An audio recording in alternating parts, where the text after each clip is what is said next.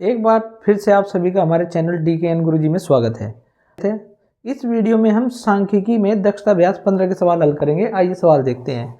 पहला सवाल है, निम्नलिखित आंकड़ों की माध्यिका ज्ञात कीजिए। ये आंकड़े दिए गए हैं 23, 20, 22, 19, 17, 22, 14, 16, 15। इनकी माध्यिका ज्ञात करनी है। तो सबसे पहले हम देखते हैं कि आंकड़े हमारे आरोही या अवरोही क्रम में लिखने होते हैं। तो हम इनको आंकड़ों को आरोही क्रम में लिख लेते हैं।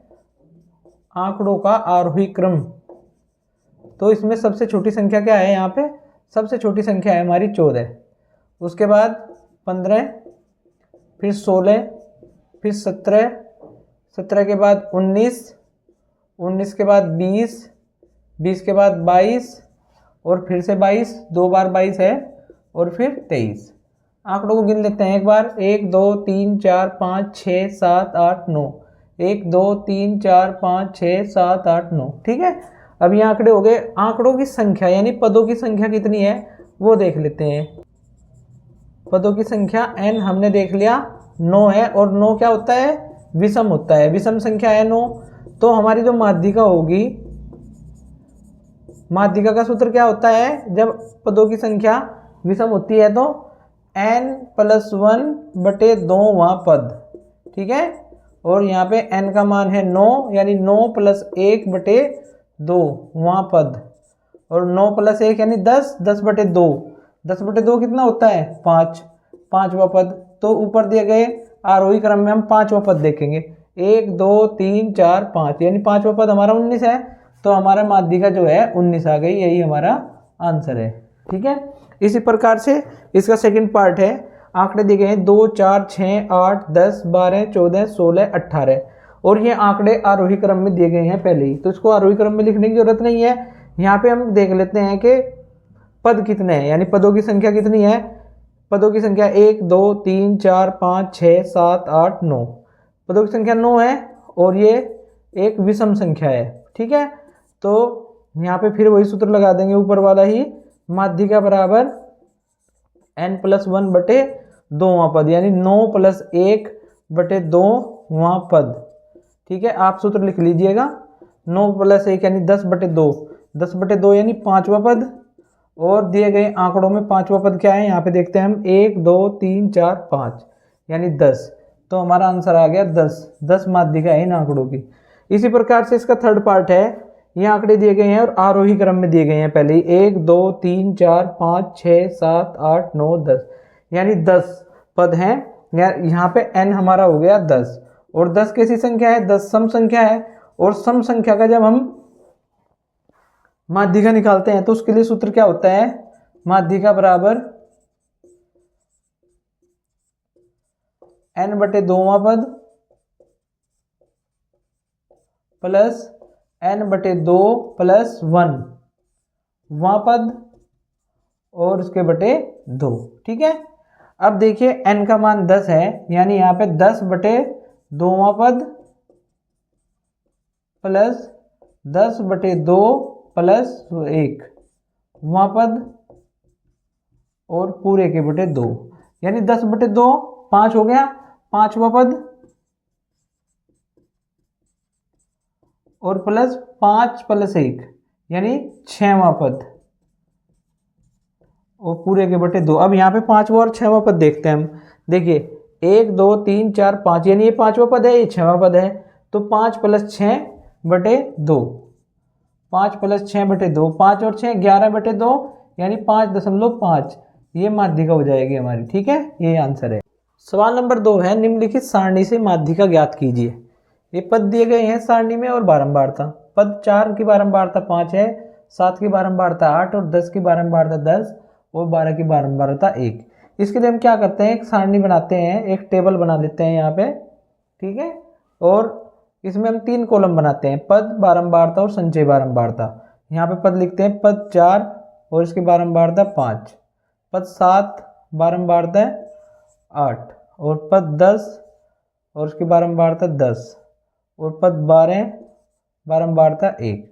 उसके बाद में यहाँ पे हम योग लिख देते हैं। ठीक है, अब देखिए इनका योग निकाल लेंगे। n बराबर 8 और 5 13, और 10 23, और 1 24। ठीक है, अब हम क्या करेंगे, संचयी बारंबारता निकाल लेंगे। संचयी बारंबारता के लिए इस 5 को तो जो का तो लिख देते हैं। अब 5 में 8 जोड़ के यहाँ लिखेंगे 13, 13 में 10 जोड़ेंगे 23, और 23 में 1 जोड़ेंगे 24। ठीक है। अब देखिए n और ये जो हमारे संचयी बारंबारता का आखिरी पद है, ये दोनों सेम आता है हमेशा। ठीक है भाई। अब हम यहाँ पे देखते हैं n बराबर 24 एक सम संख्या है और हमें माध्यिका ज्ञात करनी है, तो माध्यिका का सूत्र लगा देंगे। सम संख्या के लिए माध्यिका का सूत्र क्या होता है, n बटे 2वां पद प्लस n बटे 2 प्लस 1 वां पद और पूरे के बटे 2। n मान हो गया n का 24 बटे 2वां पद प्लस 24 बटे 2 प्लस 1 वां पद और पूरे के बटे 2। 24 बटे 2 यानी 12, 12वां पद और प्लस 24 बटे 2 12 और 1 13, 13वां पद बटे 2। अब हम यहाँ पे देखते हैं संचयी बारंबारता के अंतर्गत, यहाँ पे 13 आया और संचयी बारंबारता 13 के बाद आती है 23, यानी जो हमारा 12वां पद होगा वो किस में होगा, 12 और 13वां पद संचयी बारंबारता 13 के अंतर्गत आएगा, और इसके संगत जो हमारा पद है वो क्या है 7। तो हम यहाँ पे लिख देंगे कि 12वां पद और 13वां पद संचयी बारंबारता 13 के अंतर्गत आता है, इसलिए संबंधित पद क्या हो गया 7, यानी 12वें पद का मान 7 और 13वें पद का मान 7। ठीक है, आप इस बात को लिख देंगे, ये हो गया 12वें पद का मान 7 और 13वें पद का मान भी 7 बटे 2। 7 और 7 14, 14 बटे 2 7, यानी माध्यिका हमारी कितनी आ गई 7। यही हमारा आंसर है। ठीक है, निम्नलिखित सारणी में 40 शिक्षार्थियों की आयु वर्षों में दी गई है, इसकी माध्यिका ज्ञात कीजिए। तो इसको हल करते हैं। सबसे पहले तो हम एक सारणी बनाते हैं पिछले सवाल की तरह से, और उसमें हम 3 कॉलम खींच लेते हैं। ठीक है, पद और बारंबारता के लिए एक कॉलम हो गया। यहाँ पे पद की जगह क्या दी गई है, आयु वर्षों में। ठीक है, और बारंबारता की जगह है शिक्षार्थियों की संख्या, और तीसरे कॉलम में लिख देंगे संचयी बारंबारता। आयु यानी 10 वर्ष की आयु के कितने शिक्षार्थी हैं 4, और 12 वर्ष की आयु के 8 शिक्षार्थी हैं, 14 वर्ष की आयु के 12 शिक्षार्थी हैं, और 16 वर्ष की आयु के 6 शिक्षार्थी हैं, और 18 वर्ष की आयु के 10 शिक्षार्थी हैं। अब यहाँ पे हम योग कर देते हैं।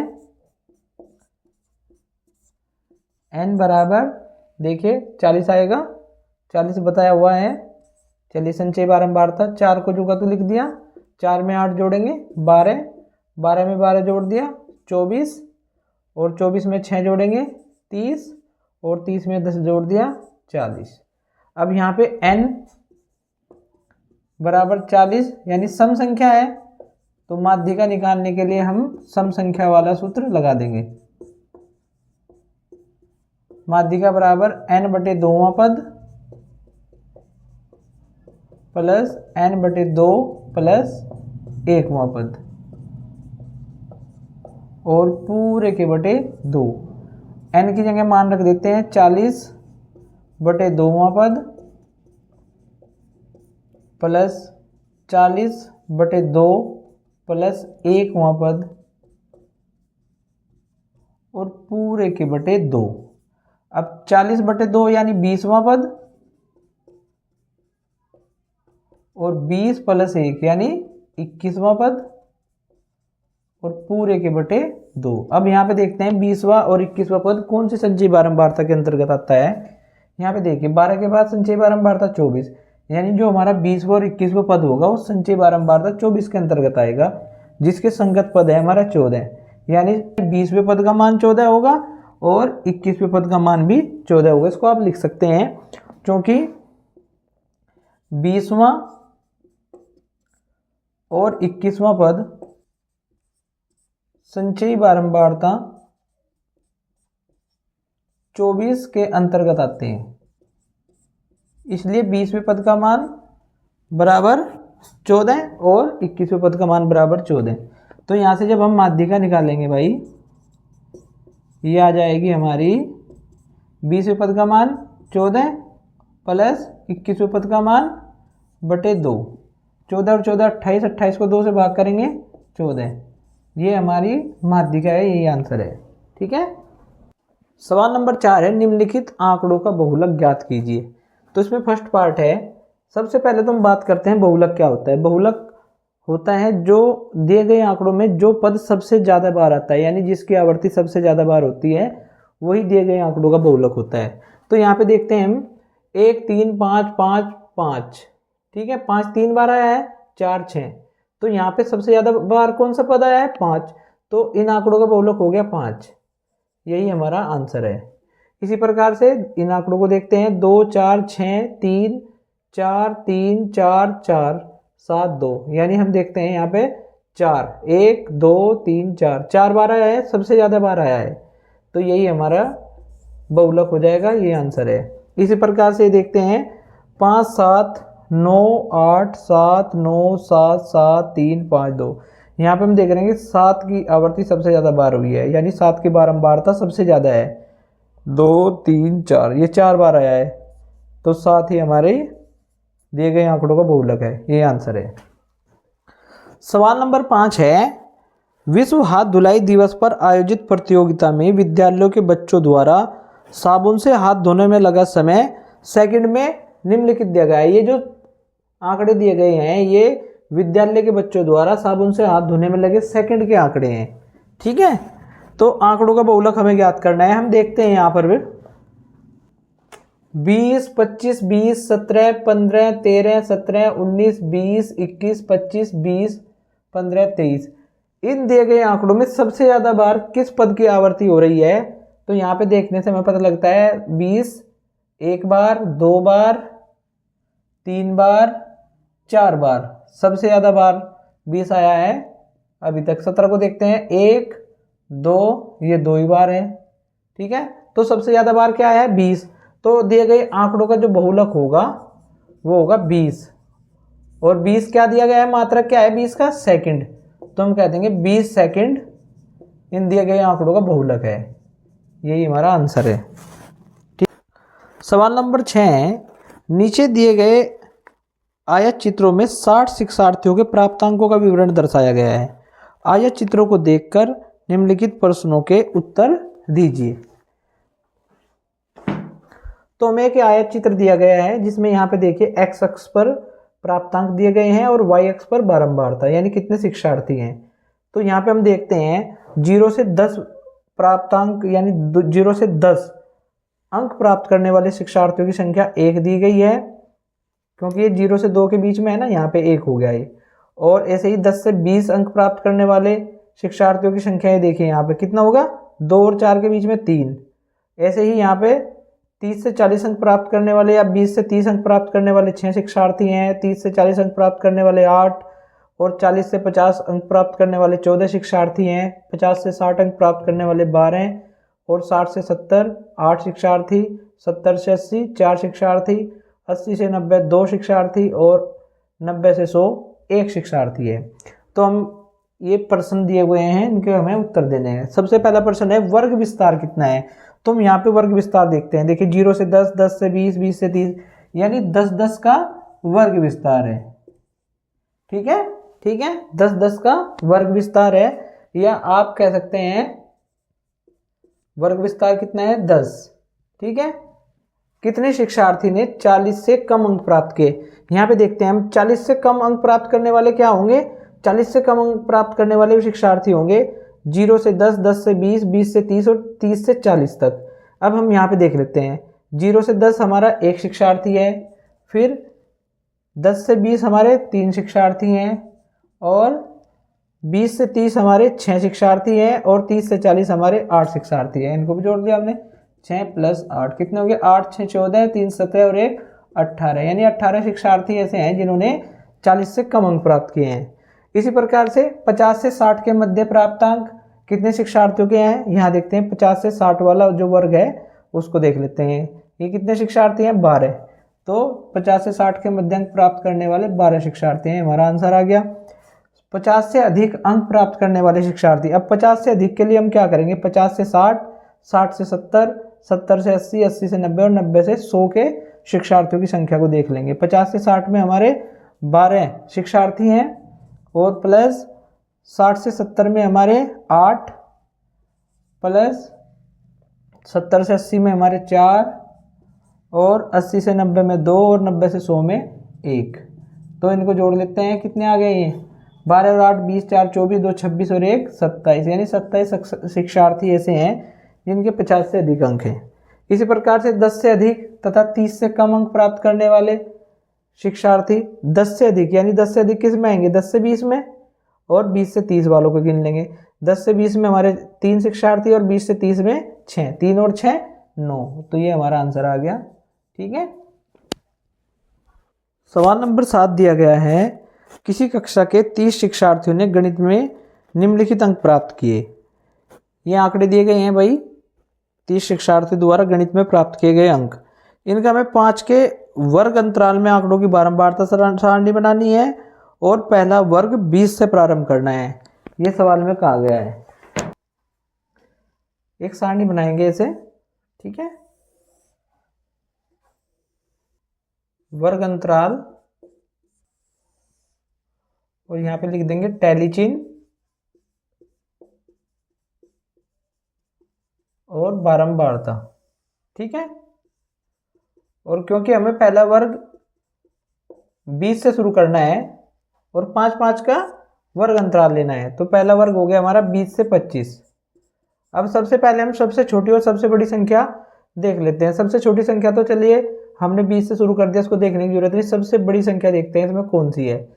तो यहाँ पे हमें सबसे बड़ी संख्या लगती है 42, 45, 48 और सबसे बड़ी संख्या हमारी 48 ही है। एक बार ये रहा 48, एक बार ये। तो हम जो वर्ग बनाएंगे वो बनाएंगे 50 तक। चलिए इनको लिख लेते हैं, 20 से 25, 25 से 30, 30 से 35, 35 से 40, 40 से 45 और 45 से 50। ठीक है, अब देखते हैं 20 से 25 के बीच में हमारे कितने पद हैं। देखिए 22 1, 20 2, 23 3, 21 4, 23 5, 25 और 25, तो आएंगे हमारे 25 से 30 में। ठीक है, और 24 6, 23 7। ठीक है भाई, तो ये 7 पद हो गए। टैली चिन्ह में कैसे दिखाते हैं, 1 2 3 4 और 5 पे से तिरछा काट दिया, 6 7। ये बारंबारता हो गई हमारी 7। अब 25 से 30 में देखते हैं हम। देखिए 25 से 30 में ये हमारा 25 जो आएगा 25 से 30 में आएगा, ना कि इसमें। ठीक है, तो 25 से 30 में हम देखते हैं, 25 1, 28 2, 30 हमारा 30 से 35 में आएगा। ठीक है, 25 3, 25 4, 25 5, 28 6, 25 7, 25 8, 29 9। ठीक है, चलिए यहाँ पे लिख दें 1 2 3 4 और ये 5 6 7 8 9। बारंबारता हमारी 9 हो गई। अब 30 से 35 के लिए देखते हैं, 30 1 और भाई 30 2, 30 3। तो हमारे 3 पद हैं, तो बारंबारता हमारी 3 हो गई। अब 35 से 40 में देखते हैं, 35 1, 35 2, 36 3, 37 4, 38 5,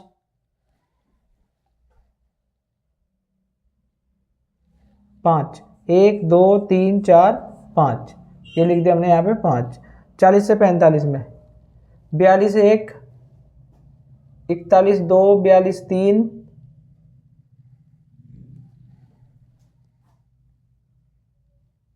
3 1 2 3। तो ये लिख दिया हमने 3। अब देखते हैं 45 से 50 में। 45 से 50 में 45 1, 48 2,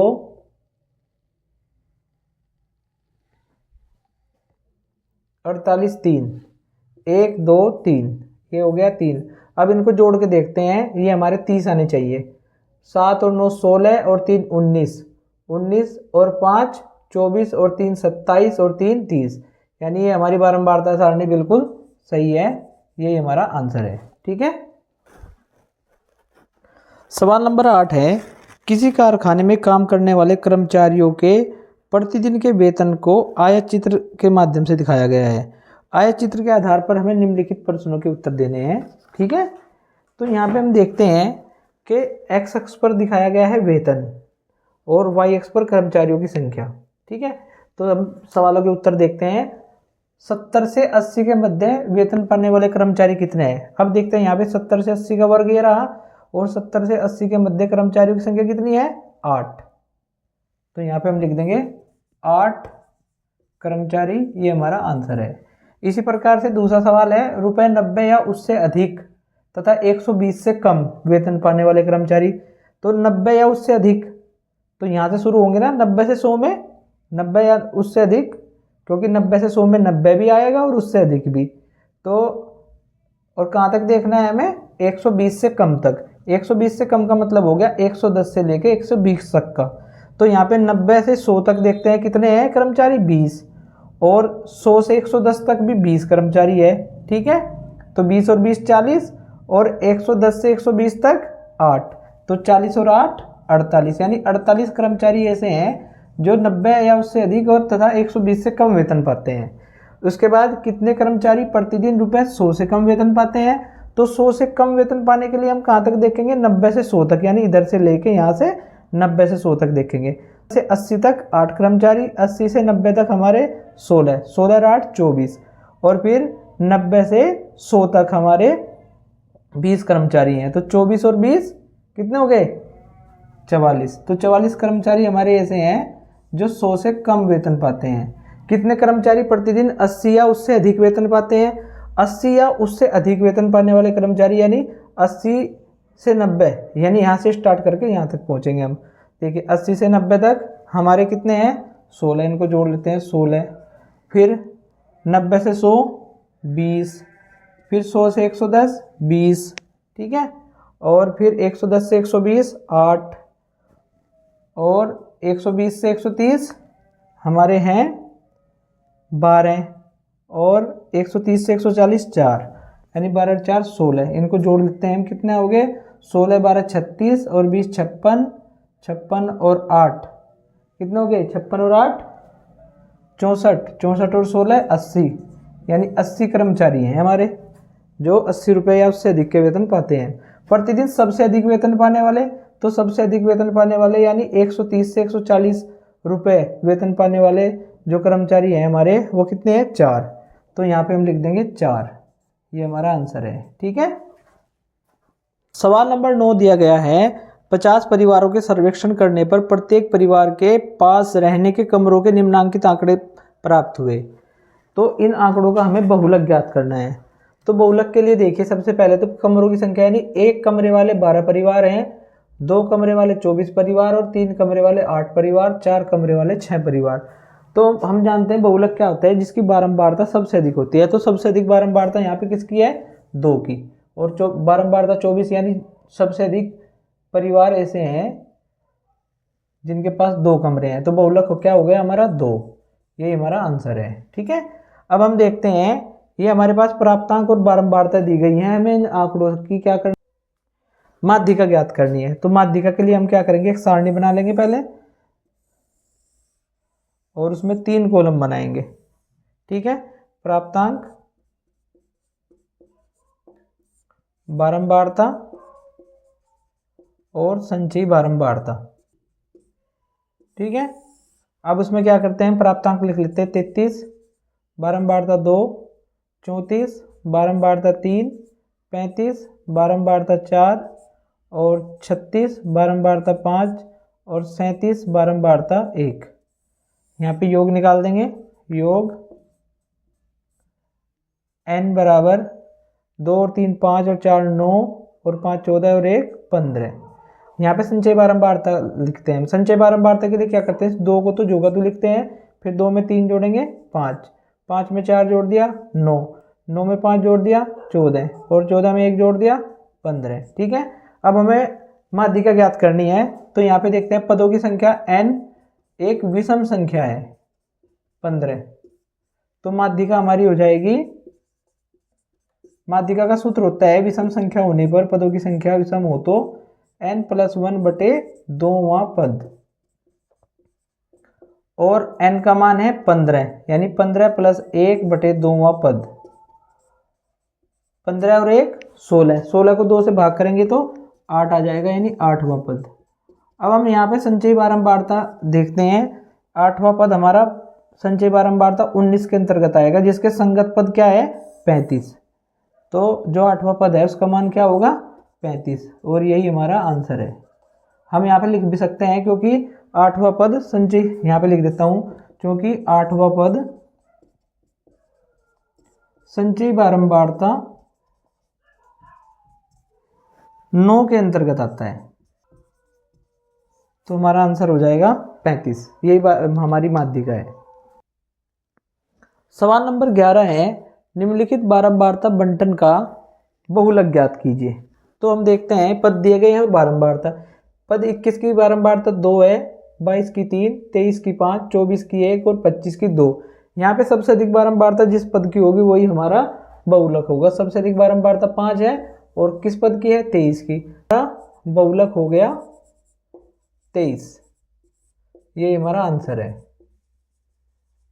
अब सवाल नंबर 12 है, प्रथम 5 अभाज्य संख्याओं की माध्यिका क्या है। विकल्प दिए गए हैं 6.2, 5.6, 5.0 और 3.0। माध्यिका निकाल लेते हैं। प्रथम 5 अभाज्य संख्याएं 2 सबसे पहली और सबसे छोटी अभाज्य संख्या हमारी होती है 2, फिर 3, फिर 5, 7 और 11।